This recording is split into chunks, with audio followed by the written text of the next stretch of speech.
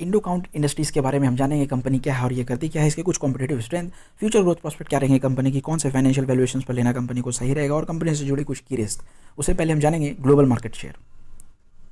Global home textile की जो market size है वो करीबन थी $94 बिलियन 2018 में and is expected to register a CAGR growth of 5% from 2019 to 2025। तो 5% कंपाउंडेड एनुअल ग्रोथ रेट से ये बढ़ने का इसमें एक्सपेक्टेशन है।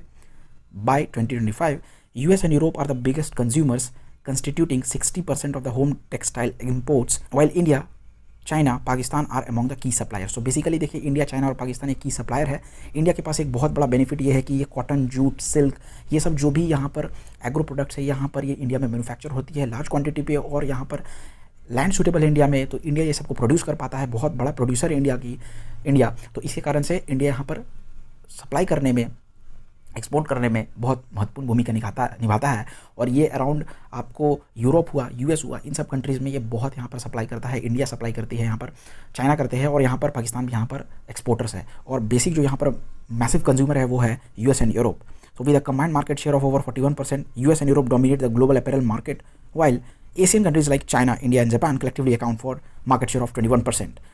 इंडोकाउंट इंडस्ट्रीज़ के बारे में जानेंगे कि देखिए ये कंपनी क्या है, ये करती क्या है। So basically it is engaged in the business of manufacture of bedding, quilts, pillow, sleeping bags, fashion bedding, utility bedding, institutional bedding. देखिए इंस्टीट्यूशनल बेडिंग समझिएगा कि जो भी यहाँ पर आपको 5 स्टार होटल्स हुए तो वहाँ पर जो बेड्स है, वहाँ पर भी जो भी इन सब चीज़ों की बेडिंग की रिक्वायरमेंट्स है, ये यहाँ पर ये कंपनी सप्लाई करती है। And preparation and spinning of cotton fibre including blended cotton, ये कंपनी मैन्युफैक्चर करती है। Indo Count is one of the leading vertically integrated bedding providers in India. देखिए वर्टिकली इंटीग्रेटेड का मतलब यहाँ समझिएगा दो तरह का इंटीग्रेशन होता है, बैकवर्ड इंटीग्रेशन और फॉरवर्ड इंटीग्रेशन। बैकवर्ड इंटीग्रेशन का मतलब है कि आप यहाँ पर रॉ मटेरियल को, जो कंपनी अगर रॉ मटेरियल को प्रोड्यूस कर रही है आप उसे ही परचेस कर लेते हो, वैसे कंपनी को ही परचेस कर लेते हो जो रॉ मटेरियल बना रही है। और फॉरवर्ड इंटीग्रेशन का मतलब है कि आपके जो डिस्ट्रीब्यूटर्स है, सप्लायर्स है, आप उसको वहाँ पर परचेस कर लेते हो। रॉ मटेरियल की कंपनी, जो कंपनी रॉ मटेरियल प्रोड्यूस कर रही है, उसको परचेस करने से क्या होता है कि आप यहाँ पर कॉस्ट को मैनिपुलेट कर सकते हो। आप कम कॉस्ट में मार्केट में सप्लाई कर सकते हो या ज़्यादा कॉस्ट में मार्केट पे सप्लाई करते हो, एक मोड क्रिएट हो जाता है। आप अगर यहाँ पर फॉरवर्ड इंटीग्रेशन के तहत अगर आप डिस्ट्रीब्यूटर्स और सप्लायर्स को एक्वायर कर लेते हो, ये आपका नेटवर्क रहेगा, आपका चैनल रहेगा, जैसे कि आप एंड कंज्यूमर तक अपने माल को पहुंचाओगे। तो इसमें क्या होता है कि आपका वहाँ पर कॉस्ट बचता है, मार्केटिंग कॉस्ट बचता है, डिस्ट्रीब्यूशन कॉस्ट बचता है। तो यहाँ पर एक vertically integrated business model company यहाँ पर इंप्लीमेंट करती है। It controls every aspect of the supply chain. जैसे कि मैं कह रहा था, देखिए प्रोडक्ट डिज़ाइन से लेकर के development, branding, marketing, and it exports to 54 countries, 6 continent में ये एक्सपोर्ट करती है। आप देखिए क्या ज़बरदस्त तरीके से यहाँ इंडोकाउंट की पिक्चर। इसके बाद हम जानेंगे ग्रुप ऑफ कंपनी। तो Indo Count UK limited, global INC USA, Pranavaditya spinning mills and Indo global DMCC Dubai, और इसकी जो पेरेंट कंपनी है वो इंडोकाउंट इंडस्ट्रीज लिमिटेड इंडिया है। बात करते हैं प्रोसेस के बारे में। तो देखिए इनोवेशन कैसे यहाँ पर स्टार्ट होता है, तो ये स्टार्ट होता है बेसिकली विद कंज्यूमर सर्वे से और मार्केट रिसर्च से to determine what is important to consumer with regards to bedding. तो यहाँ पर बेसिकली जो रिसर्च किया जाता है प्रोडक्ट इंजीनियर और क्रिएटिव डायरेक्टर के द्वारा, वो ब्रेनस्टॉर्म करते हैं, दिमाग लगाते हैं कि कौन सी टेक्नोलॉजी, कौन से प्रोसेस को लाया जाए ताकि वीविंग, डाइंग एंड फिनिशिंग जो हो सके, इन सब रिक्वायरमेंट को फुलफिल किया जा सके। And finally we develop the product features that bring complete comfort to benefit our customers and consumers. अब दूसरा जो यहाँ पर क्वालिटी, तो यहाँ पर it starts by sourcing the best cotton from India and across the globe. तो यहाँ पर कॉटन को सोर्स किया जाता है, लाया जाता है। We then use a state of the art equipment to spin, weave, bleach, dye and print. फिर ये सब प्रोसेस में अपनाया जाता है। Finishing and branding are also managed by highly skilled workforce who are solely focused on bedding. So this results in a complete quality control across the entire process as well as increased value for all our stakeholders। तो ये सब जो process होता है कि आप यहाँ पर ला रहे हो, सोर्स से ला रहे हो कॉटन को, उनको आप प्रोसेस कर रहे हो हाईली स्किल्ड वर्कफोर्स के साथ, और वीव, ब्लीच, डाई, प्रिंट, जो भी प्रोसेस है आप उसको कर रहे हो, तो यहाँ से आपको एक बनता है बहुत बढ़िया यहाँ पर ज़बरदस्त प्रोडक्ट बनता है, और सारे जो स्टेक होल्डर है इस प्रोसेस के दरमियान में उन्हें सारे को बेनिफिट होती है। सर्विसेज में बात करेंगे तो देखिए इन्होंने स्टार्ट किया था, एक हाई क्वालिटी यान बनाते थे, and then today we are specialised end to end bedding providers solely focused on improving people's lives through better sleep experiences।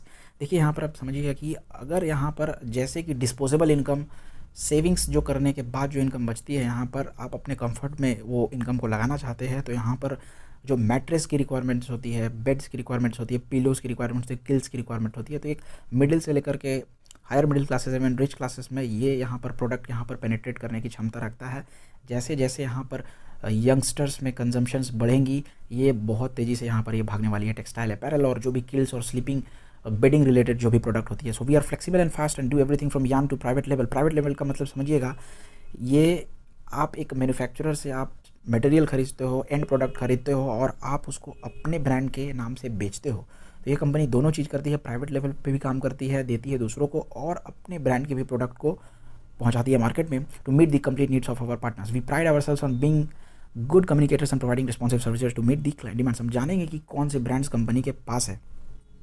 आप देख सकते हैं कुछ पिक्चर्स यहाँ पर, and then we will move to the key strengths, footprints.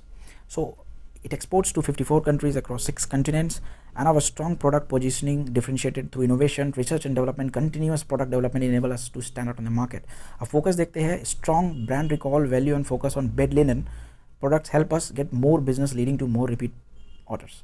Research and development में क्या यहाँ पर करती है कंपनी, तो strong research and development innovation capabilities have enabled us to develop value added diversified product bouquet. This results in fulfilling the unique customer requirements and make us the preferred partner of choice. Our partnership with University of Leeds further enhances our competitiveness.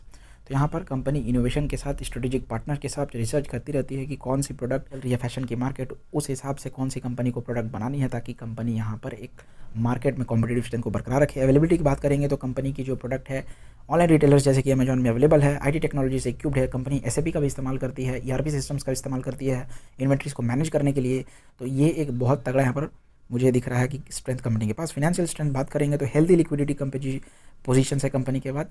Liquidity और financial health के बारे में हम बात करेंगे आगे. Balance sheet देखेंगे company की कैसी है, और ब्रांड जो है कंपनी का, our long standing reputation comes from our unrelenting focus on quality, reliability and excellence.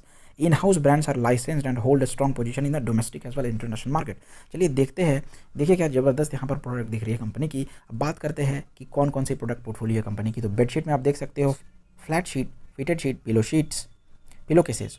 And fashion bedding में देखेंगे तो comforter, duvet, shams. And utility bedding में आप देखो तो mattress, pads, protectors, pillows. And institutional bedding जैसे कि मैंने कहा था कि ये बेसिकली होटल्स, 5 स्टार होटल्स में सप्लाई किए जाते हैं. Basic white sheet, shams and pillows, bed skirts, duvet covers. तो बहुत अच्छा यहाँ पर प्रोडक्ट कैटलॉग यहाँ पर कंपनी की दिख रही है. इन हाउस ब्रांड्स देखेंगे कौन है, boutique living, heirlooms of India, Atlas. And then we have Haven, Revival, pure linen. तो बहुत यहाँ पर आप इन हाउस ब्रांड देख सकते हो कंपनी की. Simply put, whole comfort, purity home, cotton exchange, colour sense, kids corner and true grip. तो यहाँ ज़बरदस्त तरीके से यहाँ कंपनी का इन हाउस ब्रांड यहाँ पर ऑपरेट कर रहा है. एंड लाइसेंस लाइफस्टाइल ब्रांड्स आप कुछ देख सकते हो यहाँ पर. आप एक दो कुछ जाना पहचाना, बहुत सारे ब्रांड्स तो हम देखे नहीं है, बट एक दो ब्रांड मुझे जो पता है कि यहाँ पर अवेलेबल है.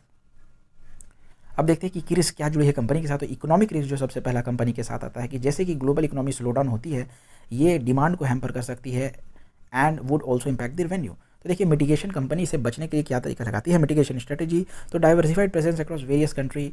तो बेसिकली कंपनी की जो प्रेजेंस है डाइवर्सिफाइड कंट्री में, जैसा कि हमने ग्रुप ऑफ कंपनीज देखा था, तो ये बेसिकली मिटिगेट कर लेंगे, बैलेंस कर लेंगी रिस्क को, इकोनॉमिक रिस्क को. फॉरेन रिस्क क्या होता है कि any adverse impact in the currency fluctuation can affect the profitability of the company. तो बाहर से जो कंपनी आती है डॉलर से, यूरोप से, इंडियन करेंसी में, तो दाम जो होता है इंडियन करेंसी में बढ़ता घटता रहता है, तो उसके कारण यहाँ पे प्रॉब्लम आ सकती है, रेवेन्यू इंपैक्ट कर सकती है. तो देखिए कंपनी कैसे बचती है. हेजिंग पॉलिसीज़ का कुछ यहाँ पर कंपनी इस्तेमाल करती है. And regular monitoring of the exposure to currency volatility and manage the risk proactively. और ये कंपनी एंटर करती है currency forward contract after receiving orders from the client. Currency forward contract के बारे में हम कभी नेक्स्ट वीडियो में आपको डिटेल में समझा देंगे. अब देखिए दूसरे जो रिस्क है, कॉस्ट रिस्क है. रॉ मटेरियल कॉस्ट वोलेटिलिटी में impact the overall cost of production. तो रॉ मटेरियल की जो प्राइसेस फ्लक्चुएशंस है उसके कारण प्रोडक्शंस में जो कॉस्ट है उसमें इम्पैक्ट हो सकती है. तो मिटिगेशन स्ट्रेटेजी कंपनी इसके लिए क्या लगा रही है, तो books raw material once the order is confirm. तो जैसे कि ऑर्डर कंफर्म हो जाते हैं तो कंपनी यहाँ पर रॉ मटेरियल को बुक कर लेती है. And hold sufficient inventory. तो पहले से ही कुछ ढेर सारी स्टॉक्स को रख लेती है ताकि स्पाइक से बच सके, प्राइस फ्लक्चुएशन की स्पाइक से बच सके. अब बात करेंगे मार्केट कैप की, तो 5300 करोड़ की मार्केट कैप है. देखिए पहले ही बता देता हूँ, इस कंपनी ने 10 साल में 1 लाख को 1 करोड़ बना दिया. यस, 1 लाख को 1 करोड़ से भी ज़्यादा बना दिया है. नीचे देखेंगे शायद 63% की CAGR रिटर्न कंपनी ने दी है 10 साल के लिए, मैसिव. एंड करंट प्राइस देखते हैं 273 का है. एक बार स्टॉक स्प्लिट भी हो चुका है 2016 में, मैं बता देता हूँ पहले ही. स्टॉक की पी है 15 की. हम देखेंगे कैसे और डिस्काउंट किया जा सकता है. जो फ्यूचर वैल्यूएशन को हम यहाँ पर डिस्काउंट करेंगे प्रेजेंट वैल्यूएशन के मुकाबले में, और देखेंगे कंपनी किस तरह से और डिस्काउंटेड वैल्यूएशन पर हमें मिल सकती है. बुक वैल्यू देखिए 65 की है, तो ज़्यादा दाम पर नहीं ट्रेड हो रही है बुक वैल्यू की. रिटर्न ऑन कैपिटल एम्प्लॉयड 23% का लाजवाब आता है. Return on equity is 22%. और यहाँ फ्री कैश फ्लो देखेंगे इस साल की तो -49 करोड़ है, no worries. And debt company पर 556 करोड़ का है. डेट टू इक्विटी कंपनी पर 0.43 की है। इंडस्ट्री की पी देखिएगा नीचे में 16 की है। एंड प्रॉफिट ग्रोथ भी देखिएगा बॉटम लेफ्ट कॉर्नर पर 514% का profit growth which is massive. And promoter holding is 58% which is very good. Annual PNL तो देखिए यहाँ पर सेल्स पहले 2010 में 388 करोड़ रहा करता था एंड मार्च 2021 में 2500 करोड़ का कंपनी ने सेल्स दर्ज किया है, massive. And operating profit margin से पता चलता है कि कंपनी अपने कोर बिजनेस से कितना मार्जिन निकाल रही है, कितना पैसा बना रही है। तो यहाँ पर देखिए 16% का ओपीएम जो कि एक जबरदस्त बात है। और नेट प्रॉफिट कंपनी ने मार्च 2021 फाइनेंशियल ईयर में 251 करोड़ का यहाँ पर नेट प्रॉफिट को दर्ज किया है। अब हम देखेंगे कि यहाँ पर क्वार्टरली रिजल्ट कैसा रहा कंपनी का। तो देखिए 2018 में सितंबर में तो सेल्स रहता था 509 करोड़। तो यहाँ पर आप देखो कुछ समय के लिए सितंबर 29 से लेकर के आप देखो मार्च 2020 तक यहाँ पर स्टैग्नेंट रहा, आप कह सकते हो कंसोलिडेटेड तरीके से कंपनी ने सेल्स को यहाँ पर रखा था। बट यहाँ पर आप देखो यहाँ पर सेल्स इंक्रीज करने लगा जून 2021 में 705 करोड़ एंड जून 2021 में 759 करोड़। एंड ओपीएम की बात करें तो 23% का जबरदस्त ओपीएम इस कंपनी ने इस क्वार्टर पर रजिस्टर किया है and with net profit of 117 crore. पिछले 58 करोड़ था और इसे डबल नेट प्रॉफिट कंपनी ने बनाया। ईपीएस पर ध्यान दीजिएगा 5.95 का है, जो हमें फ्यूचर की पी को प्रेडिक्ट करने में मदद करेगा।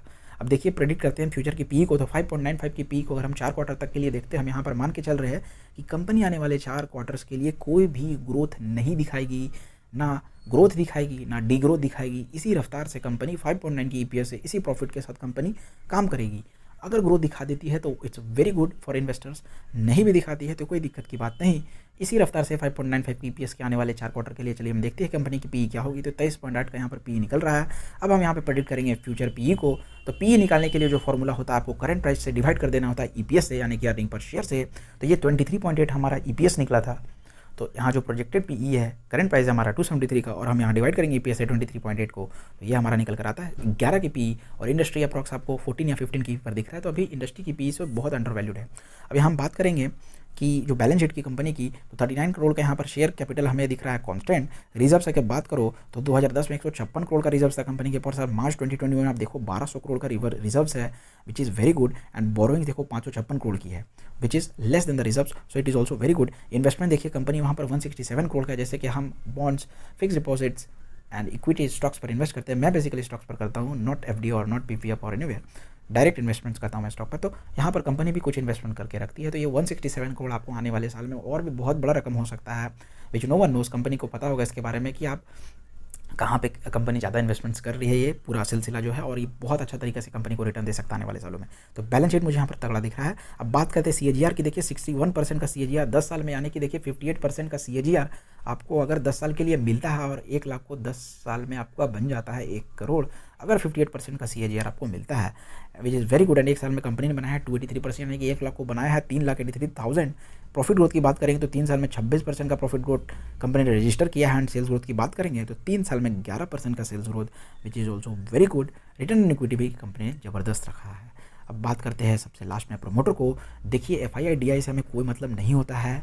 इंटरनल जो मैटर होता है कंपनी की, कंपनी में ग्रोथ आने वाली है कि नहीं आने वाली है, ये सबसे बड़ा बात मैनेजमेंट प्रमोटर को पता होता है। और प्रमोटर में अगर आपको बाइंग दिखती है या प्रमोटर घटाते हैं स्टेक्स को, तो वहाँ संभलने का दरकार होता है। अब ऐसा नहीं कि 2-3% अगर 4% कंपनी के प्रमोटर स्टेक को घटा रहे हैं तो इसमें दिक्कत की बात है, वो भी प्रॉफिट बुक करते हैं कभी ना कभी, राइट। तो देखिए यहाँ पर प्रमोटर की होल्डिंग हमें 58.94 कॉन्स्टेंट दिख रही है बहुत सालों से। एफआईआई ने पोजीशंस यहाँ पर देखिए जम के बढ़ाया, इस कंपनी में 9.96% दिख रहा है, पहले कम था। डीआई भी यहाँ पे 0.05% स्टेक है, पब्लिक भी 31% की स्टेक रखती है। तो कंपनी के बारे में बस यही कहूँगा, यहाँ पर आपको थोड़ा सा करेक्शन मिलता है, थोड़ा सा अमाउंट जरूर लगा दे।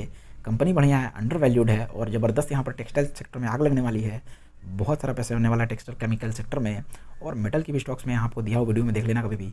तो आप लमसम डायरेक्टली मत डिप्लॉय करना, क्योंकि क्या होता है आप ऊपर के दाम पे फंस जाते हो और कंपनी यहाँ पे 30-40 पॉइंट नीचे गिर जाती है, तो आपको लगने लगता है डर, आपका पोर्टफोलियो हो जाता है डाउन 8 से 10% का। तो ऐसा में क्या करना है कि स्ट्रेटेजी क्या रहना चाहिए कि आप थोड़ा सा पोर्टफोलियो, थोड़ा सा अमाउंट डिप्लॉय करो एक पर्टिकुलर स्टॉक पे। कंपनी जब परफॉर्म करने लगती है, आपको लगता है कि सही प्राइस आ गया, और थोड़ा सा सपोर्ट रेजिस्टेंस देख के आप फिर से और डिप्लॉय कर दो कैपिटल। यही तरीका होता है कि आप एक ऊपर के दाम पर ना फंसो। कंपनी ज़बरदस्त है, मेरे ख्याल से अच्छा है। आप अपनी तरफ से भी ड्यू डिलिजेंस कर लेना, अपने फाइनेंशियल एडवाइजर से कंसल्ट कर लेना। लेफ्ट वाली वीडियो देखिए अगर आप जानना चाहते हैं इंडो बोरेक्स के बारे में, और राइट वाली वीडियो देखिए अगर आप जानना चाहते हैं प्रकाश पाइप के बारे में।